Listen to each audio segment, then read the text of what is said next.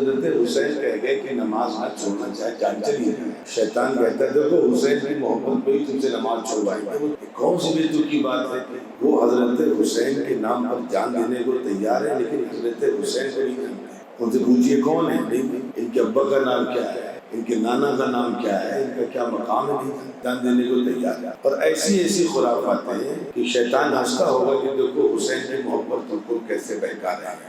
اب ایک فتویٰ سمجھ لیجیے آپ، جو چیز حرام ہوتی ہے اس کے متعلقات بھی شریعت میں حرام ہو جاتے ہیں. جیسے شراب پینا حرام، تو شراب کی فیکٹری میں نوکری بھی حرام ہے. شراب کی بوتل اور شراب بیچنے کے لیے اپنی دکان اپنی زمین کرائے پر دینا بھی حرام ہے. سب کچھ حرام. ایسے جب تعزیہ حرام ہے تو تعزیہ سے متعلق جو کچھ ہے سب حرام. جب حضور پاک علیہ الصلوۃ والسلام اپنے حوالے سے اتنی وضاحت کے ساتھ ایک چیز کلیئر کر دے رہے ہیں کہ وہاں پر ہر شخص کو اپنے اعمال کا خود حساب دے.